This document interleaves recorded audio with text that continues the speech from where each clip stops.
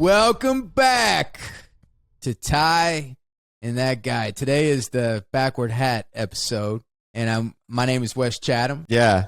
Probably recognize me from the unit, I don't know, in the Valley of Ella or the Expanse. Oh, I thought you meant we recognize your unit. Spoiler alert. I have seen that movie. The unit's coming out later on in the episode. Stick around, cuties. I'm with my good pal, sometimes lover, sometimes just hold her and we weep in each other's arms. Ty Franck. Say hello, Ty. Hello, Ty. I don't know. Let's go. What's that movie today you did? Today we're doing Season 3, Episode 4, Reload, written by... Yeah, so this one's Robin Veith as the writer, and Tor, once again, the director. This is the second of his 2 episodes for this season. I really enjoyed a lot of Tor's direction in this episode. This was a great fucking episode, by the way. Yeah. Way better than last episode. I think part of the reason is because I produced this episode. So whenever I produce an episode, it turns out great. God damn it. If I would have known you would produce it, I never would have said that. I take it all back. We start off with Drummer recovering the Nauvoo. And how cool is that whole sequence? How cool is the whole visual effects with all the little dinghies? And it always reminds me of like leaving a port, you know, leaving San Diego or whatever on a carrier, and all those dinghies that come up beside you and help guide you on the way out. But are those dinghies, they're not manned? Right? All those they're little robotic drones. So ultimately, are they just grabbing the Nauvoo, pointing it in the right direction, and then doing a certain amount of thrust, and then letting it go, and it's just going to coast back to where they need to go? No. So the idea was that the Nauvoo wasn't finished when they stole it, and so it doesn't have a maneuvering system yet. It's got the big engines on the back, but it doesn't have any maneuvering thrusters. So to get around that, they're just using these little drone tugboats and attaching them all over the ship so that they can act like they're the maneuvering thrusters for the ship. So they stay on there for at least until the Nauvoo gets brought back to Tycho to be refitted. You know, then it can be finished and all the maneuvering thrusters and stuff can be added. How big is the Nauvoo? Is it like as big? It's over 2 kilometers long. It's gigantic. So it's like bigger than a bus. Yes. Even bigger than one of those weird British buses with like a second story. Oh, so it's like 2 of those, right? Yeah. Yep. And we're Americans. We don't know what a kilometer means. We don't know shit about a kilometer. Don't be using kilometers on here, you fancy pants. So we're on the Penis Catortus, and the Penis Catortus they're running low on fumes, and they need some supplies. And they just happen to find a ship, and they're going to scavenge that ship. But surprise, surprise, Alex has got a problem with it because it was a Martian ship. But we're still going to go in and get some shit because why, Ty? I think you wrote this line. Why are we going to go get their stuff? Dead people don't need their stuff. Because dead people don't need their stuff. Yep. Clear words have not been written. Well, and let's mention the name of the ship that they're about to go steal from, the Kidder Chanama. Robin came up with that name for the ship, and it is a warrior queen. No, excuse me, a warrior revolutionary, not a queen. Warrior revolutionary from India, from the history in India. A very famous character in Indian history. And we like pulling those very international names for our ship names and stuff. And that was one of my favorites. And give all the credit on that one to Robin. She's the one who found that character and decided it would be a cool ship name. Kidder Chanama. Yeah. It's a great name. I might get that tattoo. So now they are on the ship and they're getting supplies. It's going to be a bullet party. And they got full ammo. They're taking oxygen, water, all this. And then Holden hears a knocking on the SOS. And my question to you is, has Holden ever met a distress call he doesn't like? No. Holden's job is to answer every distress call, no matter how stupid it is. So the joke that we make, what Daniel and I made when we were first writing the book, is that Holden is the book version of why it's annoying to be in a D&D party with a Paladin. So I know you haven't played a lot of D&D, Wes, but in D&D there is a character class called the Paladin, and they're like knights. You know, they're like very noble and very honorable, and they always have to do the right thing, and they have to be chivalrous. And they're very annoying to hang out with because, like, if you see somebody with some gold and you want to go steal that gold, and you're like, hey, we should go steal the gold. The Paladin in the party is always like, we cannot steal their gold. That's the wrong thing to do. We must be honorable, right? Yeah.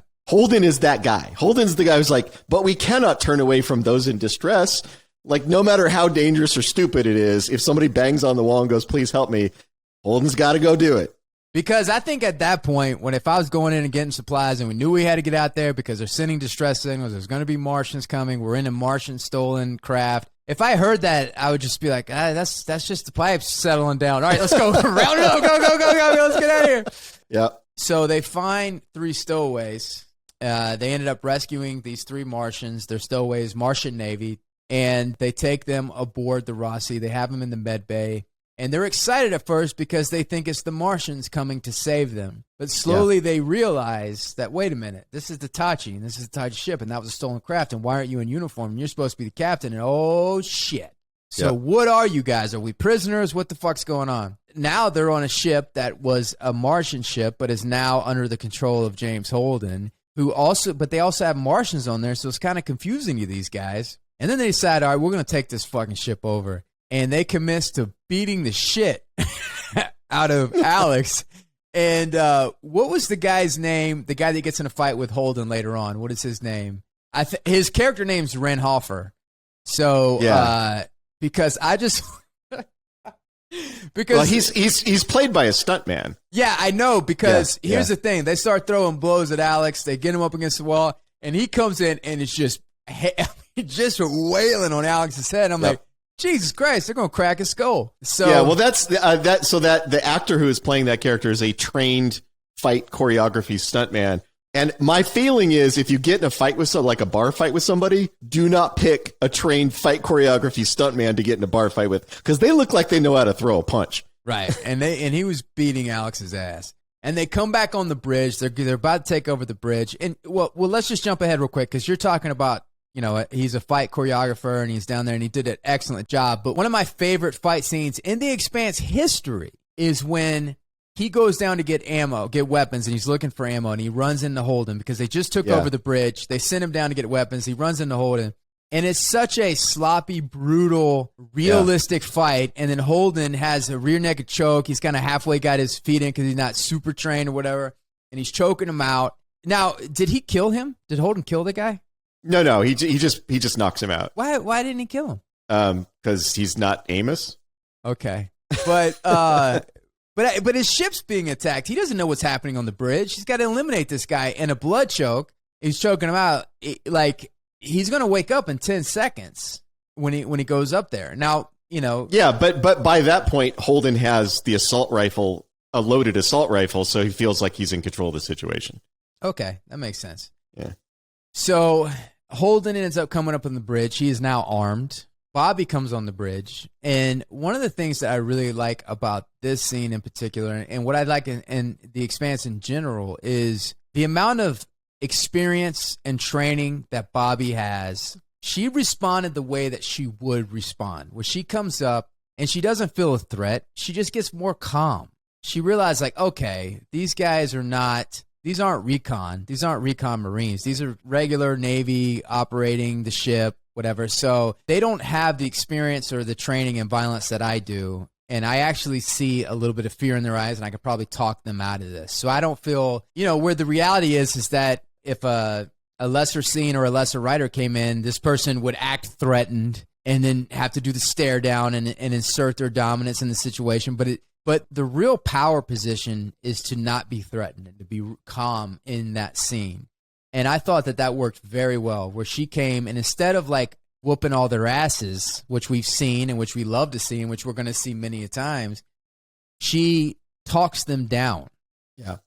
And Holden comes up, and Holden, being what you just said, he's not Amos, and he talks them down. And so they end up, there's this great scene of disarming them and talking them down and stopping the violence and the shootout that, could have happened. Was this always your idea, or was there a talk at first of how that would play out? There was a lot of talk in the writer's room about how this should end, what the end of it should be. And you get writers who are very into the whole, it should end in a gunfight, and the people should be punching each other and all that. And it just never felt right when we were talking about it. It just never felt like what would happen. And I don't remember whose idea it was. It's probably mine. Probably, yeah, because you're always there in our hearts and our spirits. I don't remember whose idea it was, but somebody, it may have been Robin, actually, it may have been her pitch, that because people can say, well, if they don't kill them, now we got these 3 people on the ship, and what are they supposed to do with them?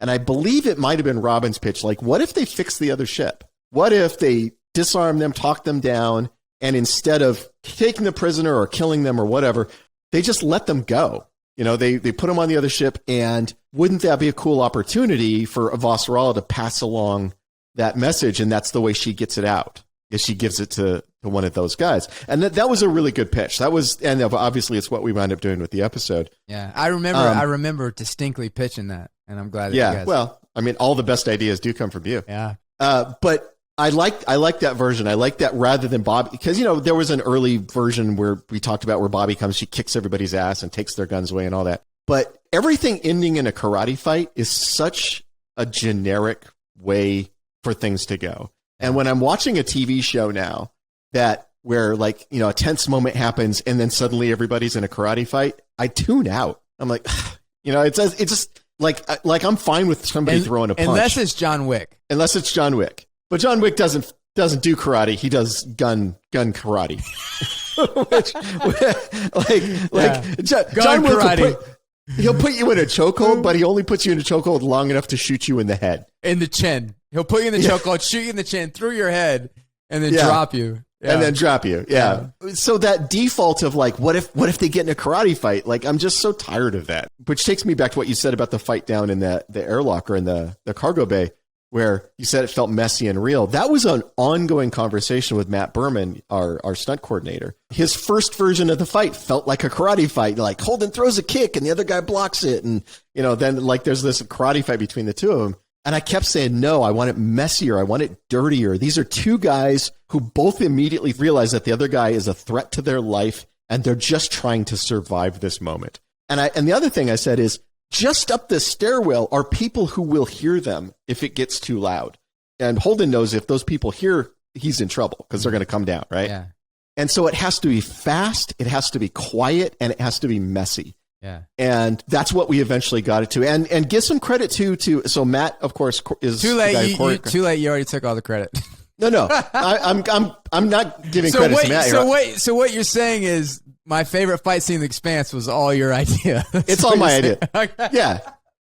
Dude, if I told you all of the fight scenes that I produced on the show, they would be all of your favorite fight scenes. Okay. Because I like my violence that way. I like my physical violence to be messy and dirty and clumsy, and because that's what it really feels like when you're in it. And that's right? That's how you like your love making too. So that makes sense. For me, there is no difference between fighting and fucking. Yeah, they're the same. They're the exact same thing. Yeah. They're the exact same thing. Yeah. But give some credit to Steven Straight there, because Steven, as you know, I'm glad you said his last name, because we would. Anyway, go ahead. We wouldn't have known. You know, we're friends of his, and we talk a lot about our pasts and stuff. And he is a student of the martial arts. His mother was a champion martial artist when he was growing up. She had instructor, her own dojo. Lifelong instructor. She had her own dojo. He grew up around that.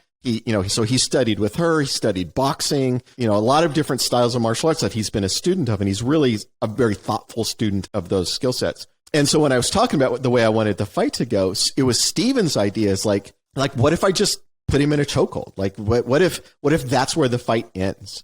Is, you know, we struggle a little bit, and I take him to the ground and I put him in a chokehold. That way he won't be loud. He won't make any noise that the people upstairs can hear. I can take him unconscious. And that was a great way for the fight to end. And like it begins with Steven punching him in the throat so that he can't yell. Then they grapple a little bit, and he takes him to the ground and chokes him out. That was Matt and Steven and me sort of trying to find the perfect version of that fight. And I'm really happy with the way it turned out. It feels very real. And there's a price for it, because Holden takes him down and chokes him out, but the dude's punching him in the face the whole time, as you would. So when he comes out of that fight, his face is all fucked up. His nose is broken and bloody. And I mean, and to me, that's what real fights feel like, is like, even when you win, there's a price. Yeah. Nobody comes out unscathed. It reminds me of that Charles Bronson movie, Hard Times. Yeah. And, you know, I love that movie because at that time, I think it was in the late 70s that came out. At that time, fight scenes and fight movies were at the height of its, like, ridiculousness, right? Cowboys and stuff like that. And also, by the way, Bronson was fantastic. What a really great, it's one of his best performances in that movie. Yeah, I think it might be his best movie. I think it might be his best movie. But those fight scenes were so gritty and real and down to earth, and there wasn't any show or theatrics, and it was like tough brawlers that are just going at it and just doing whatever they could to win, and they're just trying to eat. It was during the Depression, and Yep. Bronson has this like quiet strength, and I think this movie is really what kind of put him in I guess Once Upon a Time in the West and The Great Escape. He had the build up to this, but this movie really put him in a place where it's like, oh, he can lead movies. He can be the star of the movie. He can be the meal and not just the ingredient. And it was a perfect movie for his physicality because he's got a muscular build. He looks like a tough guy, and his face looks like he has gotten punched in the face a lot. Yeah. Right? He's got that sort of like rugged, ragged face. And so when you see him, in a t-shirt when he's doing the fights, he's got a boxer's build. He's got boxer's arms and shoulders, and he's got that beat up face. And like, you just absolutely believe that he is a guy who has made his living in these bare knuckle, backroom brawls. Yeah. It's like the perfect mixture of the right actor and the right material making a perfect thing. And what I love too is the fight consistency, right? So bothers me a lot about a lot of movies, especially like the later Star Wars. Like, you have these guys that are Jedis, the baddest motherfuckers in the galaxy. But what they're doing is they're taking every fight scene, and to make it dramatic, no matter who they're fighting, it always has to go like, oh, are they going to make it or not make it? Whereas you got to match them up properly. So you have like Bronson, who his first fight in a guy that he was clearly overmatched for. And they build it up. You haven't seen this guy fight or anything. And he just knocks the guy off his feet and he's knocked out. Right? Yeah. And then so they didn't have to have that be a drama within itself. That fight be a little, one act movie.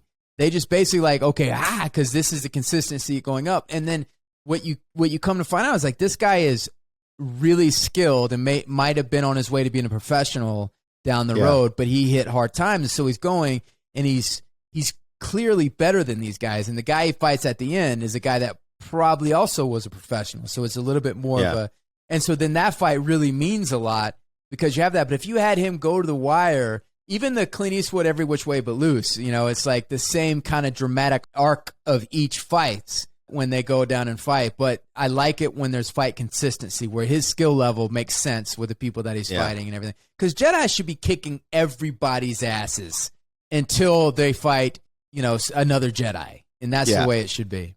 So anyway, all of that, back to the fight. I'm particularly happy and particularly proud with how that fight came out. It's exactly what I wanted, and give a lot of credit to Matt Berman and Stephen for anti-Frank.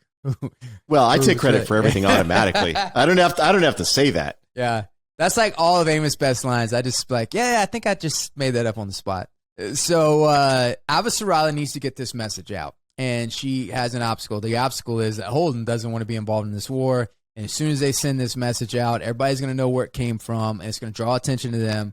And Holden's a completely new person. He doesn't want to be involved in this. But Avasarala has met his mother. She knows that he can't turn it down. Like you said earlier, what is that D&D reference that you made? Oh, a paladin. So they know that he's a paladin. By the way, my first role-playing game was with you and our producer, Clint.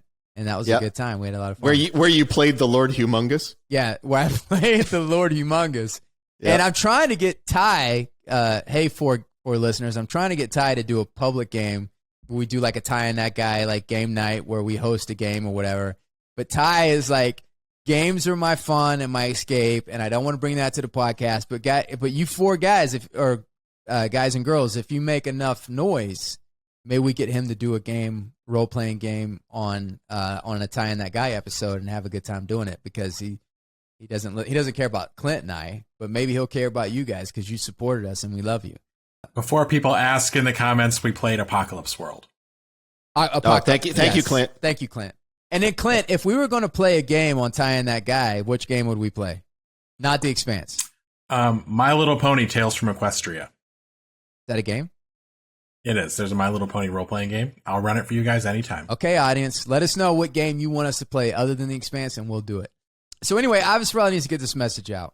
She sees that Anna is in the crowd. My question to you is, how does Avasarala know who Anna is?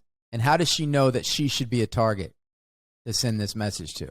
So Anna is a kind of a famous figure from the Secretary General's political career, from his past. Right. As we see later, she was there when he gave his famous speech that really propelled his political career.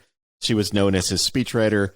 So she's got a little fame from that. And a political operator like Avasarala knows who everybody is in the political world, right? Mm-hmm. And so when she sees Anna in the audience, she's like, oh, that's who's writing the speeches. Mm-hmm.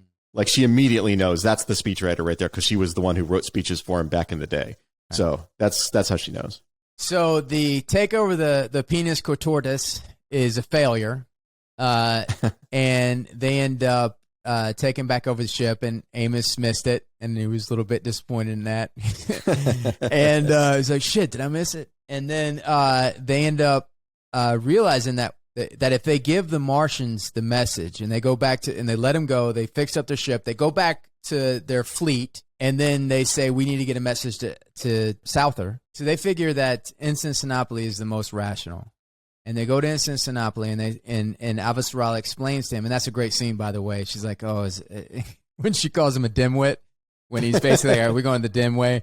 Because he's like, wait a minute, what the fuck are you doing here? It's like seeing Vice President show up, and anyway, so... Well, at one point, he's like, what kind of ship is this?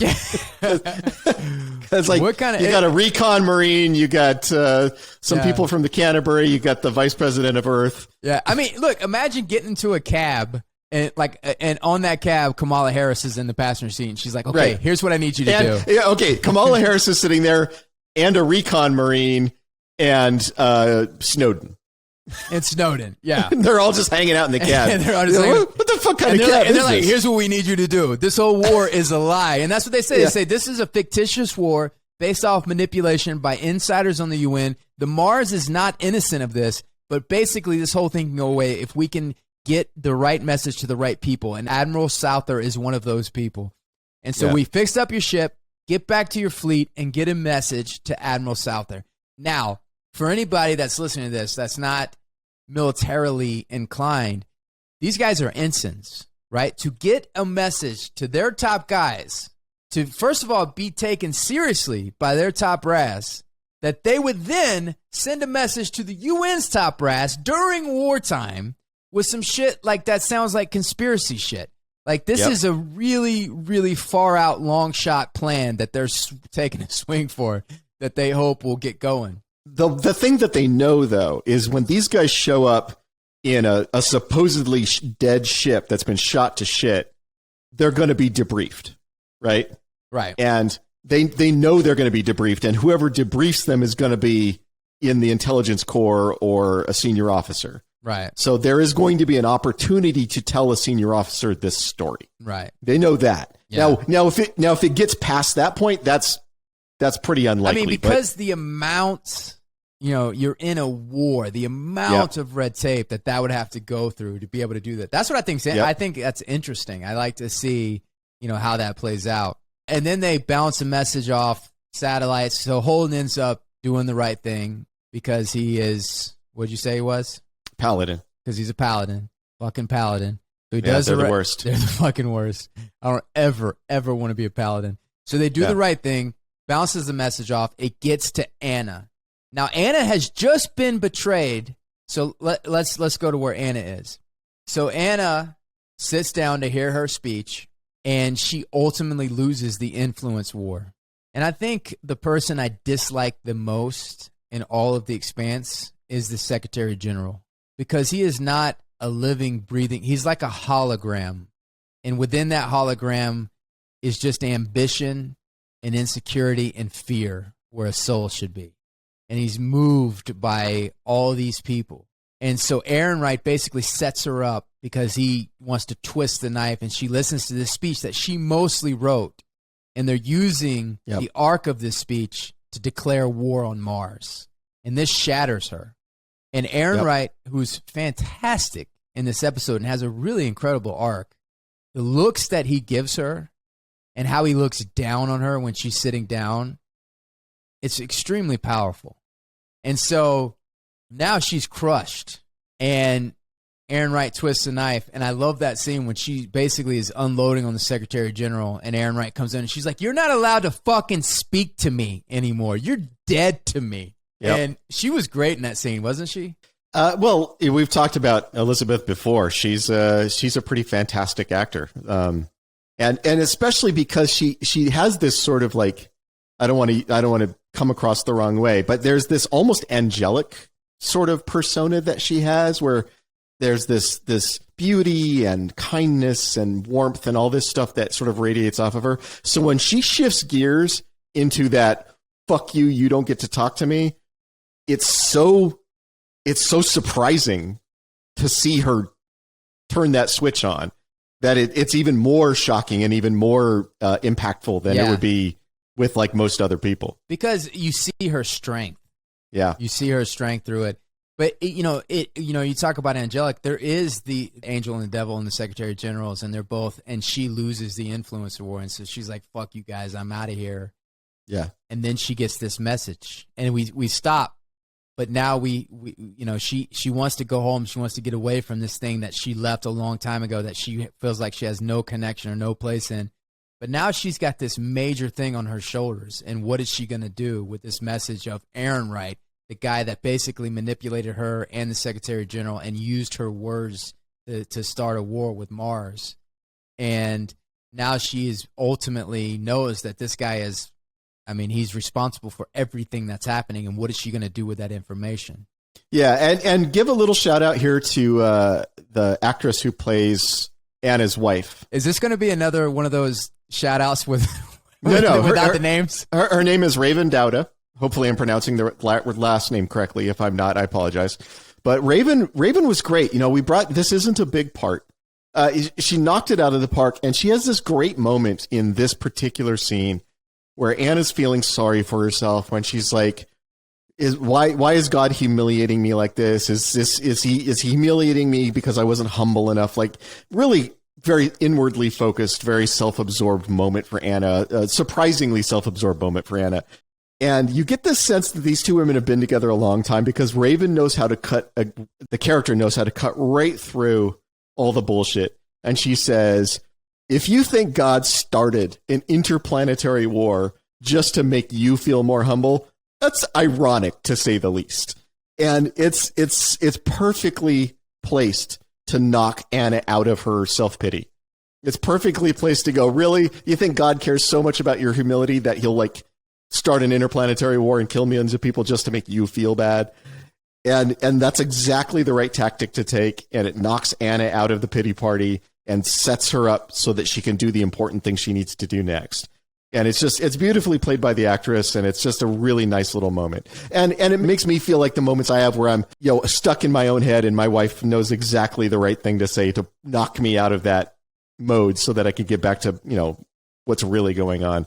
And that's a thing that only happens when you've been with the same person for a really long time. And I want to say something about Raven, too. What she does so well, that's so hard for an actor to do, is that she doesn't have that much time to create a relationship on the screen.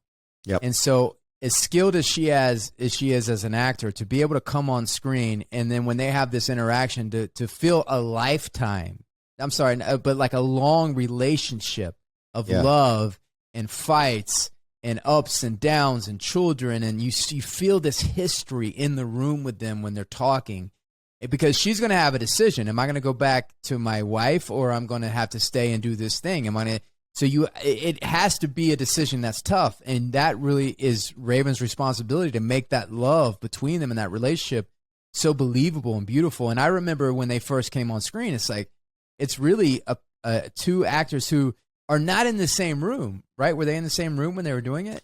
Raven was very generous with her time. She came and read off screen with Elizabeth when they were doing the video call scenes.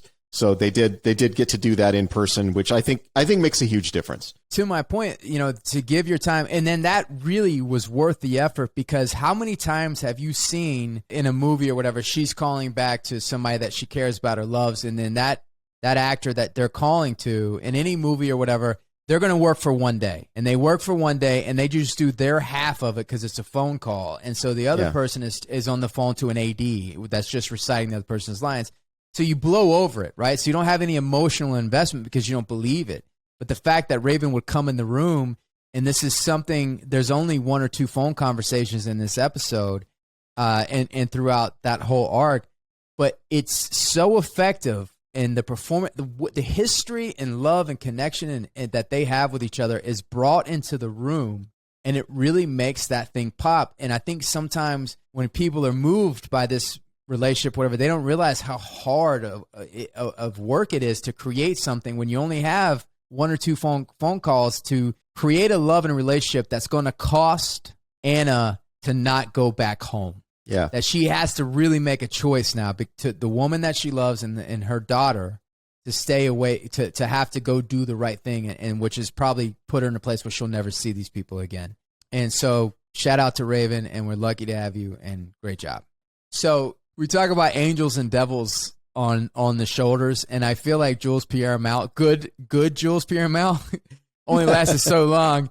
And I feel like in this episode, the devil took a cartoon-sized mallet and just smashed the angel in this because, throughout the thing, he's connecting with this girl, and maybe it reminds him of his daughters, and she's got spirit, like his daughters had spirit, and you think, okay, he's going to do the right thing. And he's like, I'm leaving. I want all the kids out. That's leaving.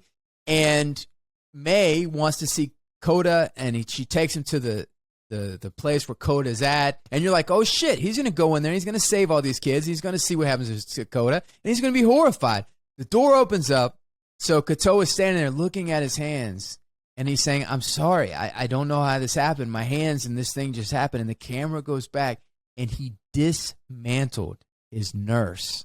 He took her apart, and there's her brain and her lungs and her heart. And so Ty and I are horror fans, and every now and then that love of horror comes through in The Expanse with moments like this. And it was just such a powerful punch because you see it's such a great scene how it comes and it's revealed and the camera goes back and you're like, oh shit, he took her apart. And now you look to Pierre Mal and you're like, he's going to be outraged. He's going to be like, we got to get these kids out of here. But no, the devil smashed the angel with a cartoon-sized mallet. And now Pierre Mal is all in. He has made the transition to the dark side. See you later, May. He drags her away. Now he's excited. His greed, his ambition, his power, all that stuff has now fully taken over, and he's excited. And he says, you were right to not stop it. This is fucking amazing. And look what we've accomplished. Okay, so yes, I'm sure greed and power and all those things are part of the equation. But I think also fear is part of Jules Pierre Mao's motivation. And as we've talked about before, he thinks he's saving humanity. He thinks the thing that's happening on Venus is the greatest existential threat to humanity that we've ever faced, and we have to find a solution to it, or we're all going to die, is what he believes. And when he sees Katoa there, and Katoa seems to be connecting to some other intelligence when he's saying all that weird stuff, and in that moment, Jules Pierre Mao realizes, oh, he's talking to the thing on Venus. He's connected to the thing on Venus. So if we can figure him out, maybe we can figure it out too. And that's how we'll save ourselves. And so that moment of realization is the cartoon mallet that he smashes the angel with. That's what it is. Well, this is interesting because this is a great thing that we can go into, because if, in terms of looking at an actor's choice, right, and how that impacts the scene. If you go into that and he sees this body that's been dismembered, right? If his sole motivation was to save humanity because there's this threat and this is what he's going to do, he's going to feel the sadness and the tragedy of what just happened, and he's going to weigh that toll, but he's going to come through and say, this is a cost in order that we're going to have to save humanity. Yeah. But the choice of the actor was an excitement, a thrill of the possibilities. And that leads me to believe that, yes, there might be humanity behind it, but there's the other things that are a part of the motivation as well, like power and greed, because those are the things that gets excited. If it was purely about saving humanity, there would be a weight on his shoulders and a deep sadness there about what happened to, number one, this kid, but also the tragedy of taking another life and seeing that in front of him. And so for me, through that scene, if you're a director, an actor, or whatever, if you make that choice to have that excitement and that look in your eyes of like getting, Maze out of there, and it's like, oh my God, we're close. We're closer than I thought we ever were. You were right not to stop it. In human behavior, what's motivating that is not solely the need to save humanity. If that is the reaction, there's other things that are motivating it. I can think of counterexamples where when people feel like something is hopeless and then they see a ray of light, any hope at all, you get that excitement reaction. Like maybe there's a way out of here. Like, if people are lost in a cave and they've been down there for days and then off in the distance you see a tiny little pinprick of light, you might get that moment of like, oh my God, there might be a way out, right? Like that excitement. Either of those interpretations is perfectly valid. I think what you said, I think is also perfectly valid, that maybe he is looking at this as oh my God, I'm going to be the most powerful man in the universe. But I also think there's an interpretation where he's saying, oh my God, maybe humanity will survive this. Yeah, but I think a more comparable comparison is like, okay, I see a way out, but we got to walk through this person to be able to get out. Yeah. And so there's going to be a weight to that because I'm not a murderer and I don't want to kill people, but I know it's the only way out. And if I want to save this crew that's with me, and for the better good, so to we got to kill Fred. We got to take out his intestines and use them as a rope. Yes. Or Clint, kill Clint and use his intestine and use it as a rope. Okay, so that concludes this episode. And for today's list, I'm actually camping right now. I'm on a camping trip. And the whole camping to get out here, I'm camping on my property out, in the woods. And but the whole to get there, we got a flat tire and I got a camper and my kids want to go fishing and I had to get fishing. Oh yeah. But it very much reminded me of, I felt like Clark Griswold in a lot of ways, where it was like there was a time where it was like everything was going wrong, like fucking tire was flat and try to get a fishing pole, but it was, we had to get the bait and the hooks and the thing and that and this and the kids. And so I was thinking about today, because we both love, so there's two ways that we could do this list. The first list is our favorite family vacation movies, which obviously National Lampoons would be number one, and then we would go on like the Great Outdoors, and we would continue that direction.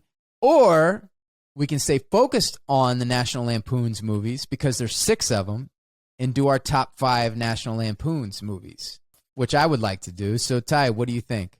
I think National Lampoon's Family Vacation is a eternal classic. I think Christmas Vacation, the first Christmas Vacation, is almost as, some people would say it's better, but I think it's almost as good. It's a classic in its own right, and none of the other vacation movies are good. There's 2 movies tying for number 1, and then there's a whole bunch of movies tying for last place, in my mind. So the only real debate in this top 5 is between the first movie being number 1 or Christmas Vacation being number 1, and that's a talk that we can have. But I want to say that Vegas Vacation has some good moments, some great moments. I hated Vegas Vacation. It felt like a zombie shambling around pretending to be. So when they Family Vacation, though, when they found Cousin Eddie, and he was living in a nuclear bomb testing site, and he's like, "Don't you have any concerns with this?" And he's like, "Well, Clark, my teeth have never been whiter. my tomatoes are 50 pounds in the garden," and then he's like cooking chicken on the rock. That was funny. There's some funny moments. And European Vacation had some funny moments. So when you get a group, the only funny thing in European Vacation, and this is funny, but it's the only funny thing, is I think he's going to pork her, Rusty. That scene is the only funny thing in European Vacation. But that scene is pretty funny. So I would say that the one thing that takes the first National Lampoons over the finish line is 2 scenes. The first scene when the cop pulls him over and he realizes that he drugged the dog. He drugged the dog. And look, one of the greatest scenes of all time. Look, it is such a terrible, terrible scene, but that scene makes me laugh harder than any scene in movie histories, especially when the cop is like, "Poor guy, he probably kept up for a mile." And he's crying. And he's crying, and Chevy Chase, and then they put the ant on the roof when. But so, I mean, that movie's classic. But one of the subtle scenes in this that just kills me every time is when they wreck, when he basically jumps that big thing in the desert, and they wreck in the desert, and after the wreck they all come to, and then Rusty comes up and he's in the front seat because and they don't address it, they don't say anything, but when the wreck happened, he's in the front seat and he comes up and he goes, "Wow, Dad, looks like you went a long way." And he goes, "That's nothing to be proud of, Russ. 50 yards." That movie kills me, and Chevy Chase is he's Fletch funny. He is as funny as Chevy Chase gets in that movie. Yeah. And I mean, you got a brilliant young John Candy performance. As the guard of Wally's World. I mean, he's fantastic. And of course, we all know John Candy would go on to become a huge comedy movie star in his own right. And justifiably so. He's one of the funniest men who ever lived. But that one little part of him playing the guard, he steals every scene he's in. He's fucking hilarious. And Chevy Chase's Clark Griswold character would not work as well without Beverly D'Angelo's character, because she is the only one with sense in the movie. And so she sees through, but she loves him so much. She loves Sparky so much that, but that she goes along for the ride, but she clearly sees what an idiot he is and the things that he does. She makes that whole dynamic work. I mean, the chemistry in that works the best. Also, Anthony Michael Hall, young Anthony Michael Hall. The original kids, I'm drawing a blank right now on the other kid's name, but hopefully Joseph. The daughter, but hopefully Joseph will put that up. But the first movie, I think, has the best kids. Yeah. And they work really well. And how funny is that you basically have an ongoing movie series and they have different kids in every movie. Every movie, man. Movie. No, I know, but what? Didn't Anthony Michael Hall play Rusty in European Vacation? No. Oh, okay. I forget who played him in European Vacation then. I don't think so. Yeah. But yeah, they were recasting all the time. But then you got the Christmas Vacation, who has the shitters full. Those scenes, like, I have a hard time if you watch, and also the Christmas Vacation has that yearly like Christmas time watch to it. So I want to have a hard time putting that in the first place category. And also, what other movie series knocks it out of the park with the original Vacation, then does a way left turn with the European Vacation, and then comes back and is as good as the first with Christmas Vacation, and then goes right back out to the outfield with the Vegas Vacation? Yeah, I don't know. I can't really. Well, I mean, I would say the Friday the 13th series does that, but it's a very different genre. Yeah. There's Friday the 13th is this ongoing cycling of like, we're going back to our roots. It's kids in the woods being murdered by Jason. And then they're like, hey, but what if it was in Europe? Or what if it was in New York? Or what if it was in fucking space? Right? Like, they keep doing shit like that. But then they're like, wait, no, let's get back to our roots. Yeah. And then let's go back to he murders people in the woods. I would say Family Vacation is the comedy version of the Friday the 13th series. One of the things that the original movie does that's so wrong that you never think about, never talk about again, is when they're on the seesaw with Randy Quaid's daughter, and she goes, "Have you ever French kissed a boy?" And she says, "My daddy says I'm." Yep. It's so wrong. And they just skip right past it. And by the way, skip right past it. And they don't. That was young. What's her name from 30 Rock? Yeah, Joseph will have to put her name. The actress who plays the daughter, who says her dad French kisses well, is the actress who plays the blonde on 30 Rock. Yeah, if only we had a producer that would jump in right now and say, "This is the name." What is it, like Jane Krakowski or something like that? Yeah, is that her? I don't know if that's Okay. Yeah, Jane Krakowski. Yeah, very very talented comedic actress who went from French kissing her dad in Family Vacation to being the self-absorbed diva on 30 Rock, and by the way, is fucking hilarious on 30 Rock. So she's very talented. So I'm gonna put the first National Lampoons as number 1, Christmas number 2. I'm with you so far. European number 3, Vegas, number 4. The movie, the sequel that came out later with Christina Applegate, that Vacation. It's just called Vacation. And then number 5 is going to be that Randy Quaid Christmas Vacation 2 movie. Oh my God. That movie should be buried in a landfill along with everyone who decided to make it. Yeah. And also, if Chevy Chase ain't in it or Beverly D'Angelo, it's not a vacation movie. Because Chevy Chase and Beverly D'Angelo were in, if I'm not mistaken, in the Vacation movie. So are you with me on that list? Yeah. But for me, 1 and 2 are fine. And then 3 on down is like a mile below 1 and 2. But now I have a dark horse, if you want to hear the dark horse. So technically, John McTiernan is on a plane and he's leaving New York to L.A. He's taking a Christmas vacation to visit his family. It's a vacation. Oh my God! And he's visiting his family. He's visiting his family on Christmas. On Christmas. Yeah. And they learn to love each other through the trials and tribulations of the terrorist attack. Well, of what could be described as a very problematic vacation. Very problematic vacation. So a vacation that goes wrong.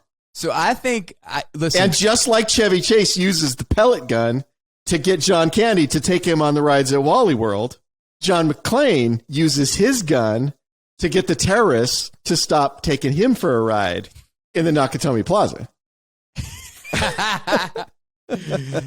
Now, so okay, that concludes our list with Die Hard at the top.